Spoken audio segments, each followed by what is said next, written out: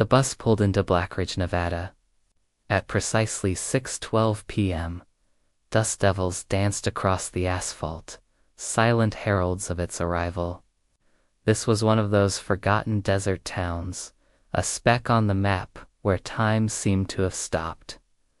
Until that evening, the bus doors hissed open, and a single man stepped out onto the cracked pavement. He was in his mid-30s, with a sharp jawline dusted by light stubble. A dark baseball cap was pulled low over his eyes, and a worn denim jacket hung on his frame. He carried just one duffel bag. His name was Ethan Cole, and to the quiet residents of Blackridge, he was a complete unknown. Across the empty street, the local diner fell into a hushed silence as he pushed open the door. The small bell above it seemed to ring with an unusual urgency. His boots made a slow, deliberate sound on the checkered floor. His eyes were observant, scanning everything. Yet his demeanor was perfectly calm, almost unnervingly controlled. He slid into a booth and ordered a coffee. Black, no sugar. The waitress, a woman named Maggie, whose face was a roadmap of her years in this town, studied him with practiced curiosity. "You just passing through?" she asked, her voice friendly but laced with suspicion. Ethan glanced out the window at the setting sun painting the desert in hues of orange and purple.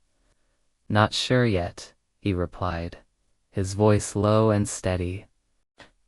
Outside, a black pickup truck, old and menacing, circled the block. It passed the diner once, then twice. 3 local men sat inside, their faces grim, their eyes fixed on the stranger in the diner. Ethan saw them.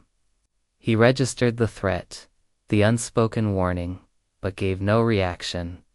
He simply took another sip of his coffee. 2 blocks down the quiet main street stood the sheriff's office. Sheriff Dalton was an old-school lawman. Outside, a black pickup truck, old and menacing, circled the block. It passed the diner once, then twice. 3 local men sat inside, their faces grim, their eyes fixed on the stranger in the diner. Ethan saw them. He registered the threat, the unspoken warning, but gave no reaction. He simply took another sip of his coffee. 2 blocks down the quiet main street stood the sheriff's office. Sheriff Dalton was an old-school lawman. The moment he stepped outside, the engine of the black pickup truck roared to life. It began to follow him, a slow, predatory crawl. He didn't quicken his pace. He walked with the same measured stride until he reached the town's only motel. He checked in, getting the key to room 7. The room was exactly what you'd expect. A single bed with a sagging mattress, peeling paint on the walls, and a broken air conditioner that hummed a mournful tune. He placed his duffel bag on the small, wobbly table and unzipped it just enough to reveal the contents. It wasn't filled with clothes. Inside lay a meticulously organized collection of documents, photographs, and a single, yellowed newspaper clipping. The headline was stark. "Blackridge Mine Collapse, 6 Workers Dead." The article was dated 3 years ago. Ethan's gaze fell upon the list of names.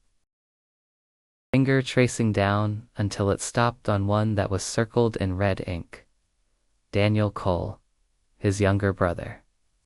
The official report had called it a tragic accident. An owner, a man with deep pockets and deeper influence, had blamed faulty wiring.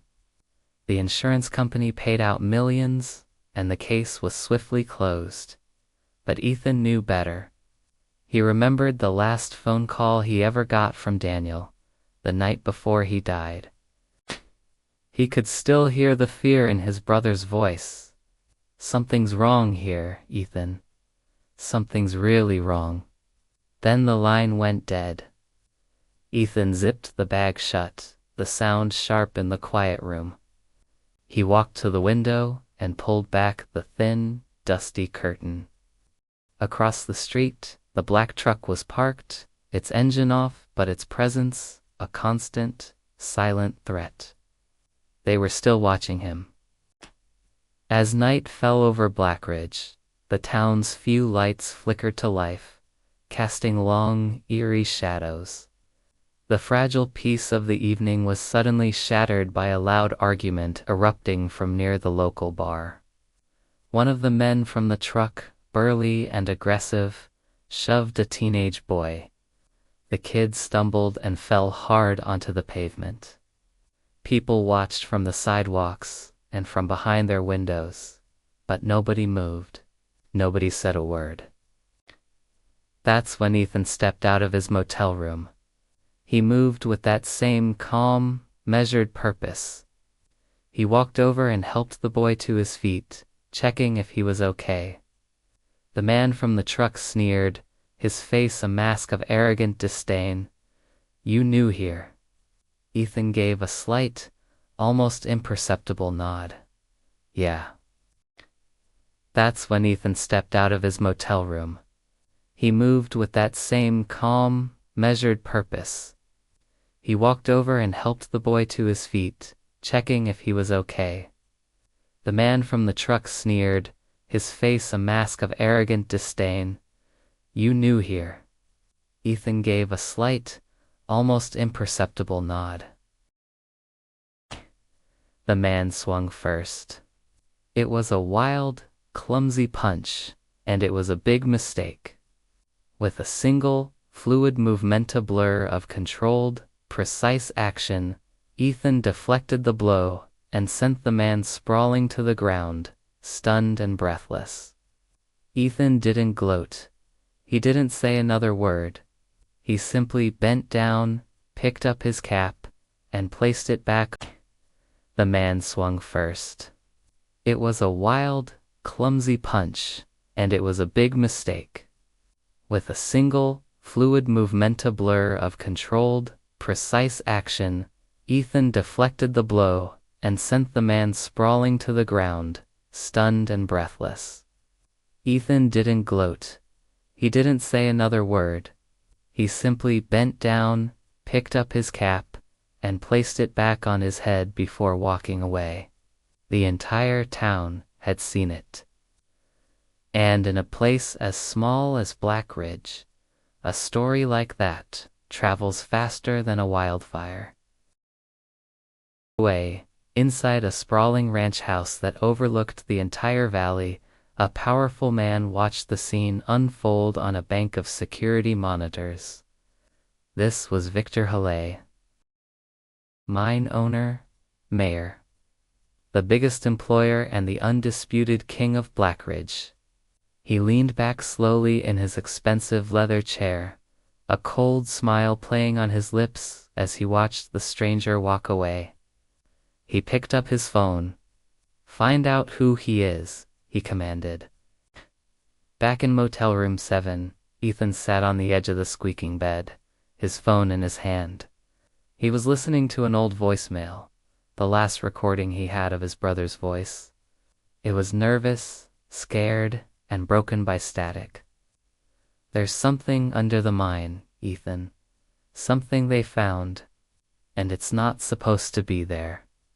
Then the line cut out, leaving only the sound of static and the echo of his brother's last words. Ethan's jaw tightened, his knuckles white as he clutched the phone. He whispered into the empty, stale air of the room, a promise to a ghost. "I'm here now, Danny." Outside, the headlights of the black truck flashed on, cutting through the darkness. But this time, they didn't drive away. They stayed parked, their bright beams aimed directly at the window of room 7. They were waiting. And in that moment, Ethan Cole understood something with chilling clarity. The town of Blackridge wasn't just hiding secrets. It was actively, violently protecting them. And now, it knew he was here to dig them up. The hunt had just begun. Thank you for watching. If you enjoyed this story, make sure to hit that like button and subscribe for more content just like this. We'll see you in the next one. The morning after I leaked the safety report, Blackridge didn't feel the same. The mine siren screamed at sunrise, but no one moved with the usual rhythm. Workers gathered in small groups, whispering instead of clocking in. Sheriff Dalton's truck rolled through the dusty gate, and I stepped out beside him, my cap pulled low, jaw tight. Across the yard, Victor Halle stood on the balcony of the main office, watching everything with calm, calculated eyes. It was a stare down across a battlefield of dust and machinery. Inside, Dalton presented the federal warrant. The air felt heavier than the mine tunnels below. Servers were unplugged. Filing cabinets pried open. Hard drives boxed up. Victor tried to keep his voice steady as cameras from regional news stations arrived outside the fence. He projected confidence, his voice booming. "This is political theater," he announced loudly. "An attack on local jobs." A few loyal workers clapped, but most stayed silent. Doubt had begun spreading faster than dust in a desert storm. I didn't argue loudly. I didn't need to shout. I simply opened my brother Daniel's final report and handed copies to the federal agent. The document was undeniable. It clearly showed rising methane levels in Zone C, flagged as critical. Beneath it was Daniel's final email, refusing authorization for expanded drilling. The timestamp proved everything. The decision to push forward had not been Daniel's. It had been Victor's. By afternoon, the entire town was buzzing. Social media clips spread like wildfire. Blackridge Mine under federal investigation flashed across screens in nearby counties. At the emergency town meeting that night, the high school gym overflowed. The tension was so thick you could cut it with a knife. Victor spoke first, his voice polished and confident. He reminded everyone of the jobs he had created, the new grocery store he funded, the roads he paved. For a moment, some heads nodded. He was good, I'll give him that. He knew how to play the crowd. Then it was my turn.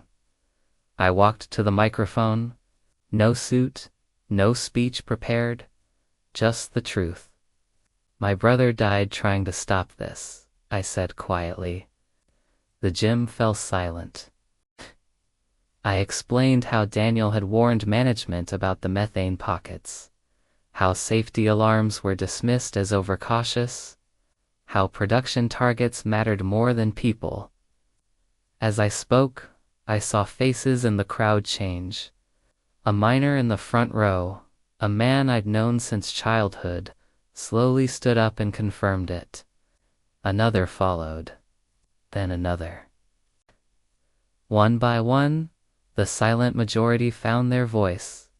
The room shifted. Fear turned into anger. Sheriff Dalton stepped forward and delivered the final blow. He confirmed that federal investigators had already discovered deleted log entries from the night before the collapse. The system showed someone had manually overridden a gas warning alert. The crowd gasped. A wave of shock and betrayal washed over the room. Victor's confidence cracked for the first time. He left the gym without finishing his statement, his empire of lies crumbling around him. Outside, the desert wind picked up, carrying dust through the empty parking lot. I stood under the flickering stadium lights, staring at the distant mine glowing against the dark hills. For the first time since Daniel's death, I felt something different, not just grief, Not just rage, but momentum. Across town, Victor sat alone in his office as phone calls from investors flooded in. Federal auditors were expanding the case. News outlets wanted interviews. The empire he built on silence was starting to fracture.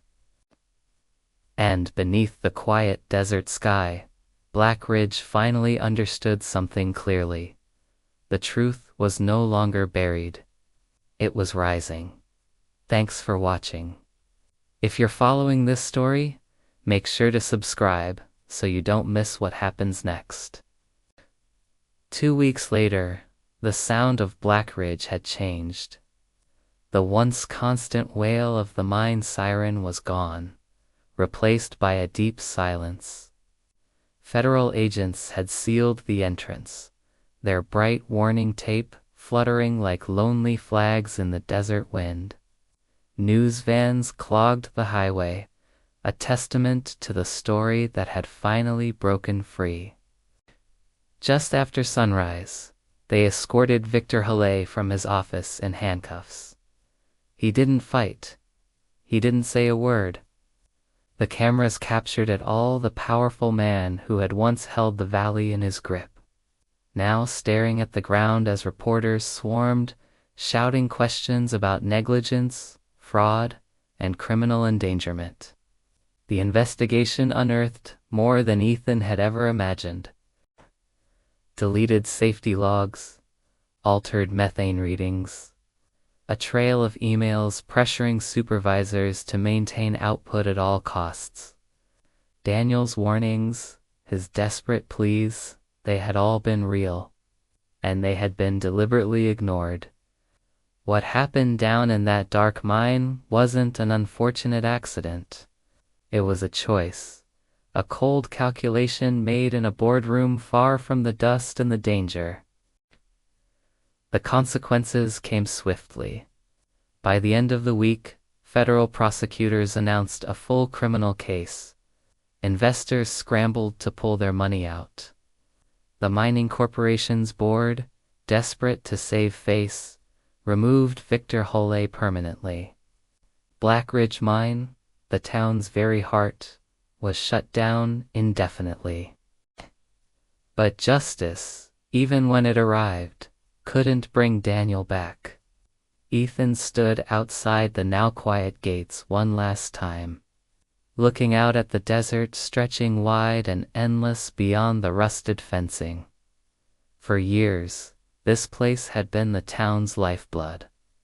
Now, it was a monument not to prosperity, but to the crushing cost of silence. Sheriff Dalton came and stood beside him, his hands resting on his belt. "You did what most people wouldn't," he said, his voice low. Ethan just shook his head. "Daniel did. I just finished it for him." Slowly, in ways no one could have predicted, the town began to change. Former miners, men who had spent their lives underground, started attending retraining programs funded by federal relief grants. A renewable energy company announced they were interested in building a solar facility on the outskirts of town. It wouldn't happen overnight, it wouldn't be easy, but it would be safer. It would be a future their children could count on. A memorial was held near the old mining entrance as the sun began to set. Families gathered, their faces illuminated by the soft glow of candles flickering against the desert wind. One by one, the names were read aloud, each one echoing across the quiet valley. When they spoke Daniel's name, Ethan felt something shift deep inside him, not the sharp sting of pain this time, but a quiet, settling peace. After the ceremony, someone placed Daniel's old, worn hard hat at the base of a newly planted tree near the overlook. A symbol of new growth where destruction had once reigned. Weeks turned into a month. Ethan was packing the last box from Daniel's small, simple house. Tucked away inside, He found the original safety report, the very one Daniel had printed out right before sending his final, fateful email. Ethan folded it carefully, the paper worn at the creases, and placed it inside his truck. He didn't leave town right away. He found himself walking through Main Street, watching as store owners unlocked their doors and flipped their signs to open. He saw children playing in the park, their laughter no longer punctuated by the distant rumble of blasting equipment shaking the very ground beneath their feet. The air itself felt different, cleaner, quieter. Hope, fragile but real, was beginning to push out the fear that had lingered for so long. That evening, Ethan drove out to the desert ridge that overlooked Blackridge. The sun dipped below the horizon, painting the sky in brilliant strokes of gold and crimson. He just stood there for a long moment, letting the stillness wash over him. The wind that always seemed to carry dust and sorrow now moved gently. The dust had finally settled, and beneath that vast, open American sky, one truth remained, clearer than ever before. Silence protects the powerful, but courage protects everyone else. Ethan put on his cap, a sense of finality settling over him. He got back in his truck and started the engine, pointing it toward a horizon that no longer felt heavy with the past. Blackridge wasn't just surviving anymore, it was rebuilding, and this time it would be built on a foundation of truth. Thanks for watching. If this story moved you, please like and subscribe for more content that matters.